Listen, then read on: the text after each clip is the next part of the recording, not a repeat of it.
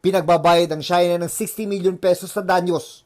Pati ang gasto sa operasyon ng nasugatang sundalo, baka ipasagot din sa China. Pinagbabayad ng danyos ng AFP ang China kaugnay sa insidente sa Ayungin Shoal noong June 17 kung saan ilang gamit ng ating tropa ang nasira at may nasugatan pang sundalo. Ang agresibong hakbang ng China Coast Guard nang harangin ang resupply mission ng Pilipinas sa Ayungin Shoal noong June 17. Stop! This is our territory! Nagresulta sa pagkaputol sa hinlalaki ng isang sundalo at pagkasira ng mga gamit. Kaya ang Armed Forces of the Philippines sa pamamagitan ng Department of Foreign Affairs, pinagbabayad ang China ng 60 million pesos sa danyos. Pati ang gasto sa operasyon ng nasugatang sundalo, baka ipasagot din sa China. Illegal acts kasi itong mga ginawa nila na ito. So dapat managot sila. Dapat panugutan nila.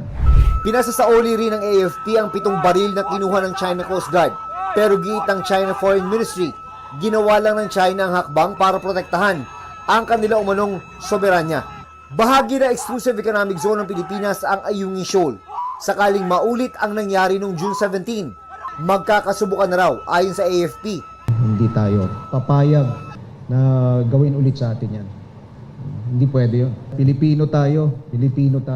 We will apply the same level of force that would allow us to defend ourselves.